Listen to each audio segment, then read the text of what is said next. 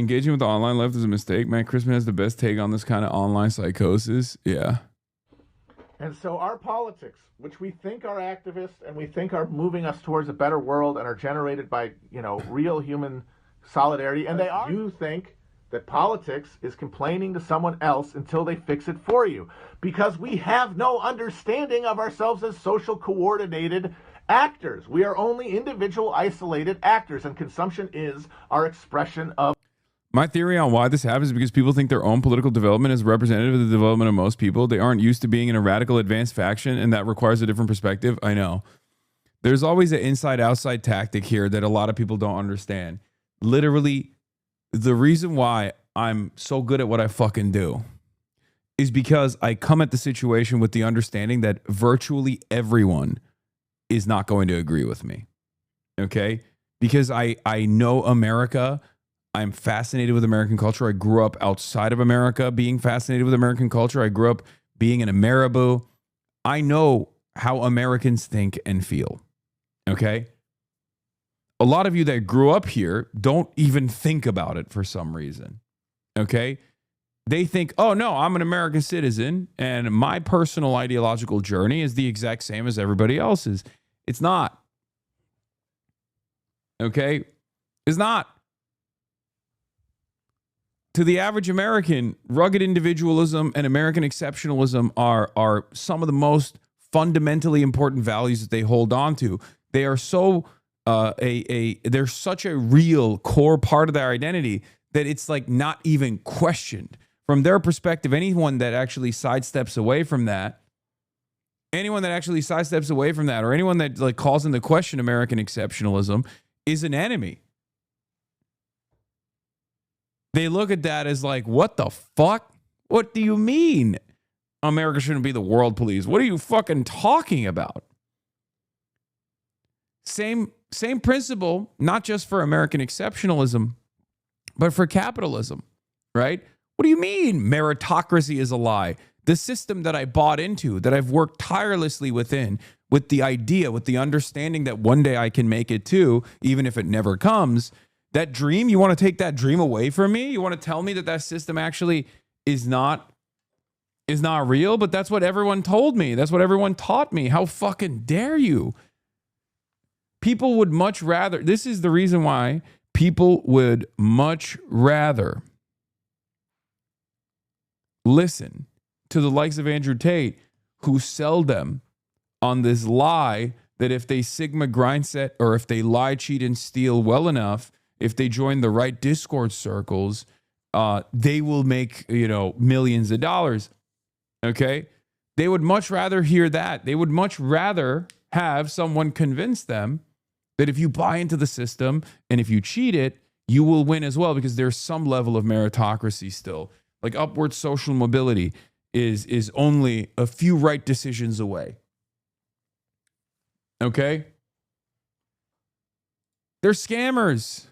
It's very obvious that they're fucking scammers, but people would rather hear from scammers who tell them that upward social mobility is a few decisions away than someone who tells you, no, there's tireless work that you have to put forth to actually change the way that the system operates, because the system's design is to fuck you over, to keep you in a constant servile manner, to keep you sedated, inundate you with propaganda that makes you think that the alternatives are scary, devastating, and the messengers of that alternative are bad. They're bad for you, and they're bad for the future. They love your enemies, and they hate this country. Yeah, comforting lies are always going to win for many people instead of uncomfortable truths. That's what it is. A lot of people also think they're smart and well-read and different from their fellow man just because they watch a Twitch stream and espouse leftist politics. The Twitch chat is not the vanguard. You are not above your fellow man. Realize that a huge percentage of us are uninformed or underinformed, even if we're in here all day. Yes. Absolutely. Anyway, let's get back to Matt Cushman. Of autonomy and action. All of it is yelling at someone who you can imagine is responsible for your pain. That's it. Here's an aura edit to boost your mood. Leftism, it's disguised as rightism, obvious. All of it is fake.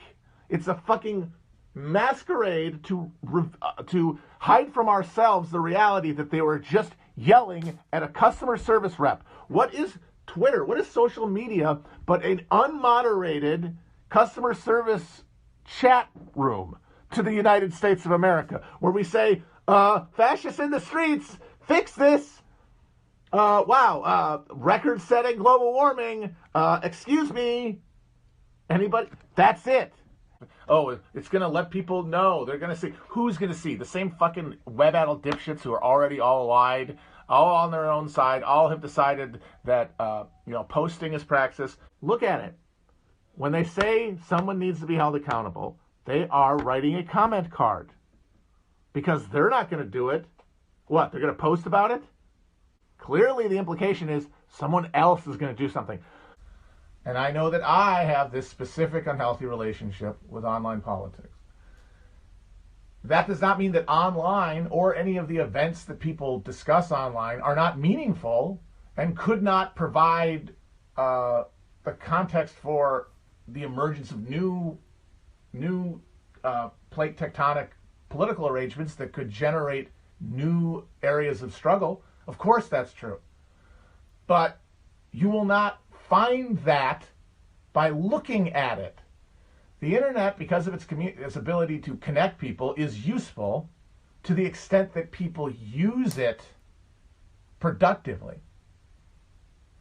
So, Twitter, useful. Reddit, useful. The whole thing, useful if it's being used. If you're using it, you're not letting it use you. The real thing that drives everyone participating in the political project, unconsciously or not, is that the way the world changes is that you say things enough. You find the right phrases and the right words, and everything clicks, and then everyone just changes their view simultaneously and then acts differently because of that. And that is, my friends, idealism. That's not what does it. It is conflict. Forces in conflict. Right now, we are in the middle of a class war. No amount of complaining to the manager will do the job. And you have to reorient your understanding of what political action is. And nobody wants to fucking do that because it looks hopeless. And nobody wants to suffer unnecessarily. And the only thing that breaks you through that, like lets you do the Indiana Jones leap of fucking faith into the goddamn hole, is if you have a thing beyond reason driving you. An emotion. An emotion that is generated by a feeling that transcends language and rationality, otherwise known as faith. They have the fire.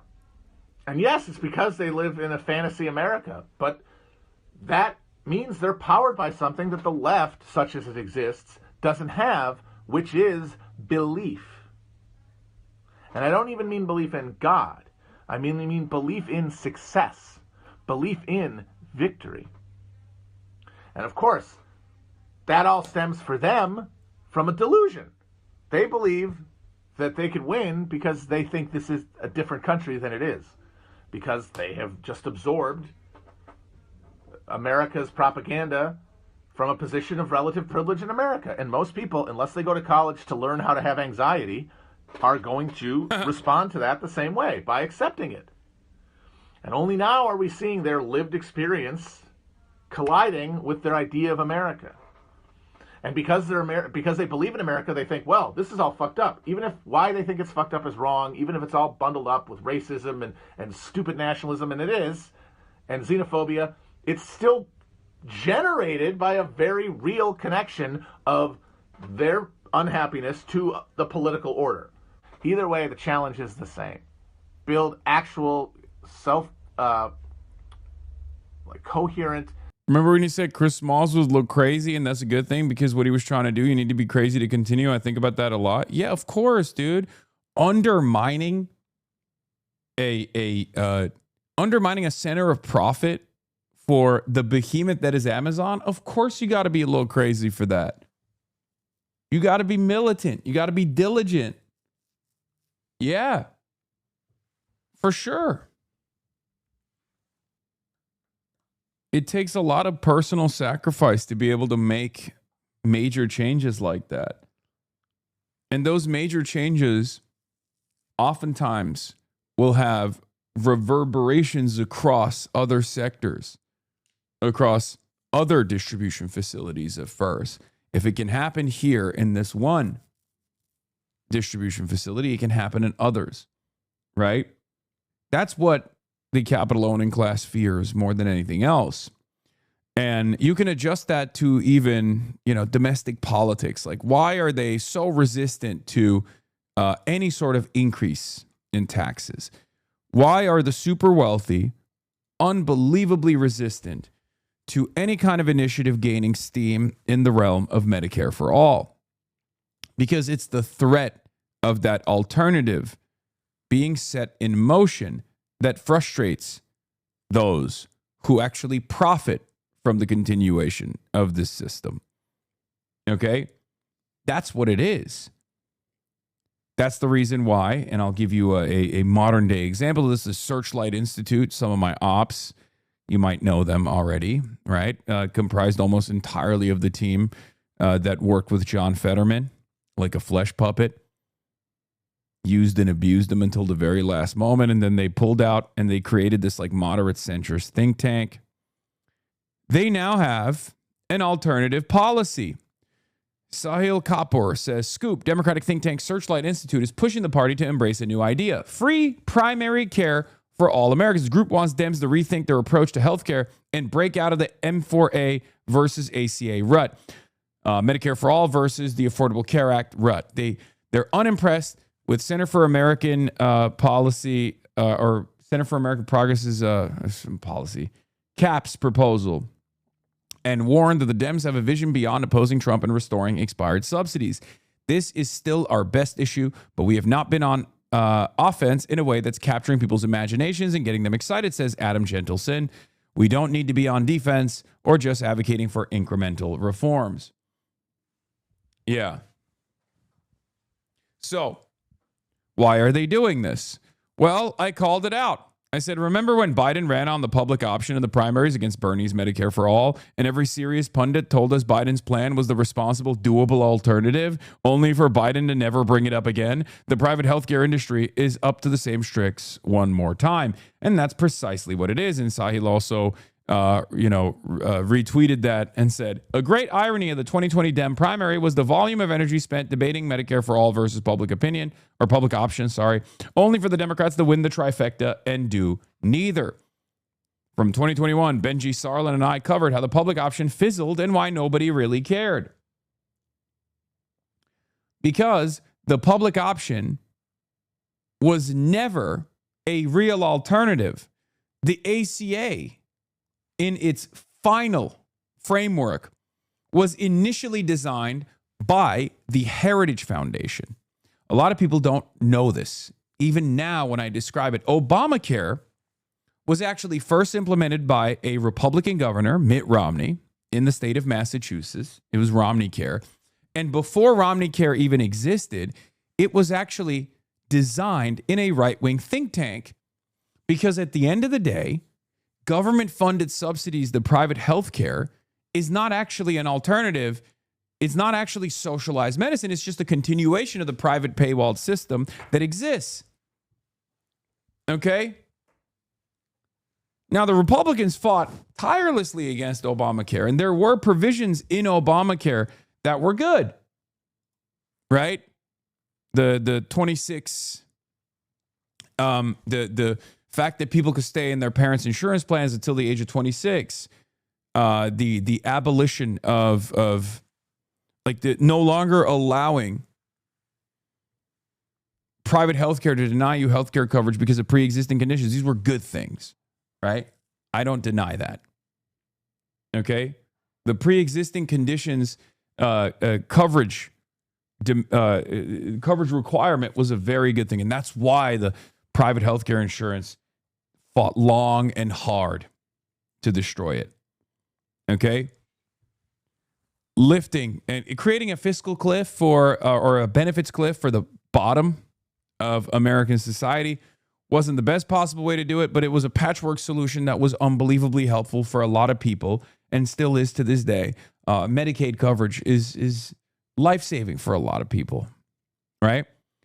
But this is where the ACA comes from, the Heritage Foundation, assuring affordable health care for all Americans.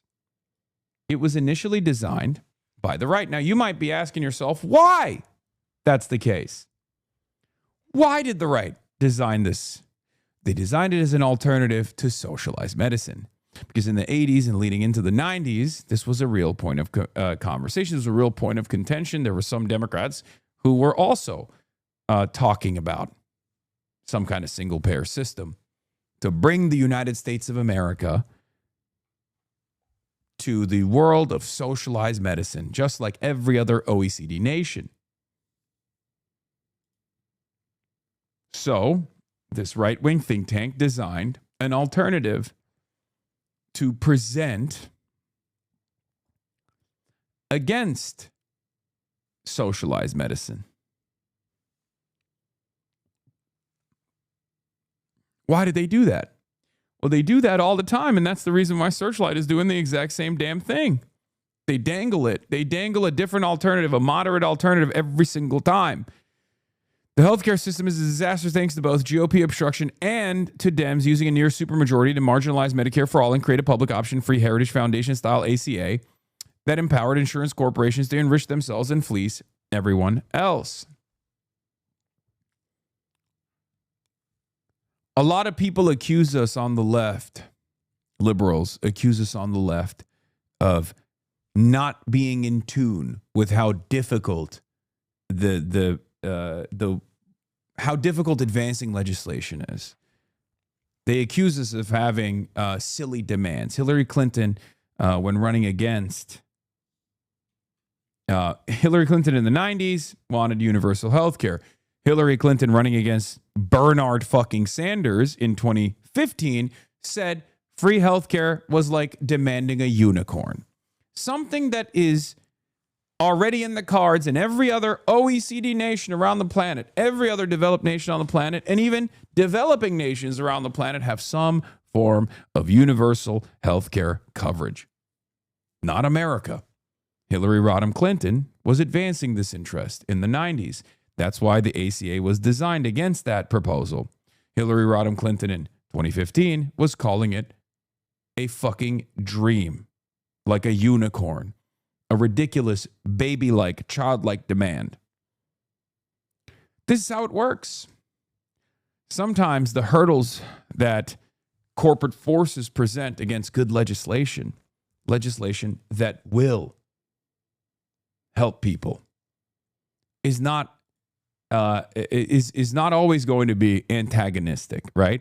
Sometimes there's actually an alternative that is seemingly more doable, even if there's no investment in pushing for even that modest alternative. That's why I brought up the Joe Biden example. Okay? That's it. We don't want something that's impossible. We're actually presenting an alternative that's very possible. And because it's very possible, these people fear it. Just like a lot of corporate Democrats did not shy away from openly talking about how much they despised Zohran Mamdani. They claimed that he would be a failure and that it would look bad for the rest of the party. But what they actually feared was not Zohran's failure. What they feared was his success. They feared that if he was successful, that people would develop a little bit more confidence. They would feel emboldened. They would have more confidence in their government. They would have more confidence in their elected representatives, advancing their goals rather than the goals of corporations. And they would start demanding more. That's what the Democratic Party fears. And that's why they were very frustrated with Zohran Mamdani. And even now, on the one hand, they take credit for all of his accomplishments, but also on the other hand,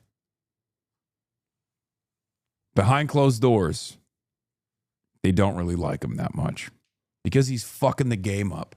Because now everyone compares their elected representatives to him.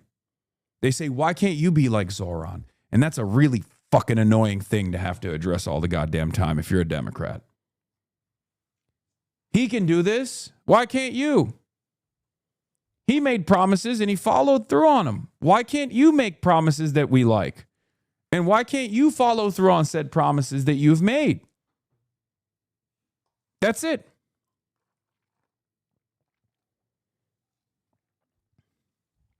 That's it. So keep that in mind. Anyway.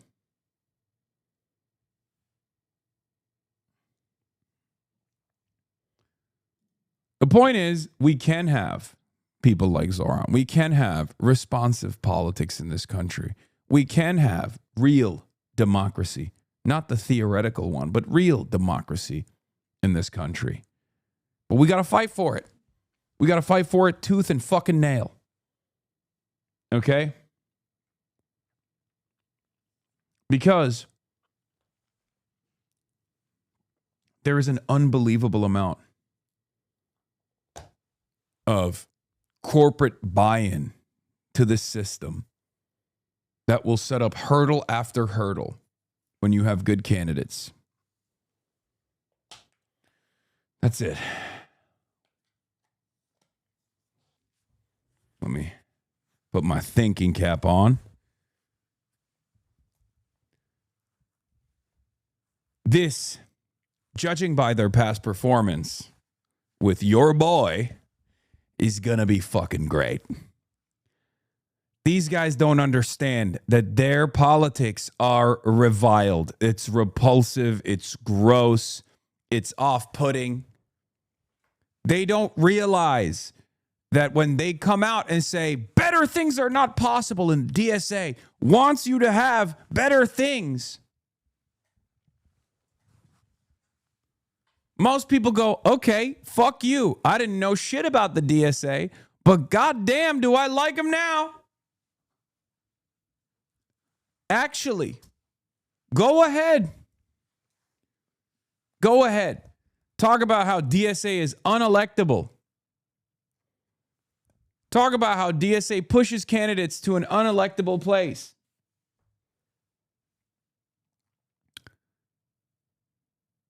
Now, I'm living proof.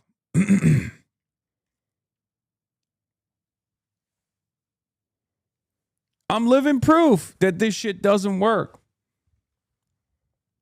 Now, don't get confident. This is a real fucking fight. We got to keep going. We got to keep pushing, right? Don't ever get confident because we haven't won shit yet. There's still so much more work to be done. But just, don't get discouraged either. Don't get discouraged when you see stuff like this. Let this kind of motion give you confidence that they are terrified. Look at how Matt Bennett just straight up lies about you. Others, and I think you're included. Yeah, this is Third Way having a schizo rant about me on the Bulwark. I don't believe either of these people have actually ever watched a Hasan Piker live stream. F Third Way, more corporate hacks. You all don't know what the hell you're talking about regarding Hasan Piker. Third Way, that's exactly what the Democratic Party is at a 28% approval rating. The Democratic Party is at 28% because people like Third Way and Mona Charen. Y'all really need to read your comment section. As a European, it's very strange to me that stuff like Medicare for All is considered to be far left ass. Generally, what do you guys consider far left is usually like center left, if even. The right to unionize is in the German constitution law, and we're not some socialist hotspot. I'm a 60-year-old woman who listens to Hasan. I don't agree with everything he says, but I listen. I spend a good chunk of my day consuming Bulwark content, but I watch Hasan too. And the algorithm has never fed me Candace Owens or Tucker Carlson. They're so afraid of Hasan Piker's logical arguments that will sway voters to demand more. That's what they're afraid of. Okay? They're afraid of that turn happening, and they want to stop it. So they just spread this fucking anti-Hasan narrative far and wide. And I despise motherfuckers who are supposed to be close to my worldview doing the bidding of Third Way for them. Okay? You have to lock in. You have to be a little bit more serious. We have to, we can't just, we have to have a little bit more solidarity. Okay. I'm putting myself out there every fucking day for issues that unironically don't benefit me immediately at all. As a matter of fact, I'm the one who's fucking demanding more taxes for someone like myself. It's not like I can't fucking pay for healthcare currently. I can. That's why I think it's always so goddamn stupid when people are like, Hasan, this issue doesn't pertain to you at all. Yeah, I know. Okay. It doesn't have an impact on my immediate life, but it has an impact on my family. But I'm writing for it not because it's going to be immediately beneficial for me. I'm writing for it because I think it's going to be a healthier design for a better society, because we have the capacity to do this. Okay? You want more people. You want more people that have the freedom, that have the time to speak for those who don't. Everybody has this fucking fantasy in their minds. It's like, you know, you're going to have a working class guy. Well, there are plenty of working class guys that are in here, and I'm using the platform that I have for them. You don't listen to the working class guy. The person that's like delivering your Uber Eats, or the person that's working for the fucking postal service, is in here listening to me every day while they're delivering packages. They don't have the time to develop a fucking platform for themselves, to become a content creator. They're working. The fuck?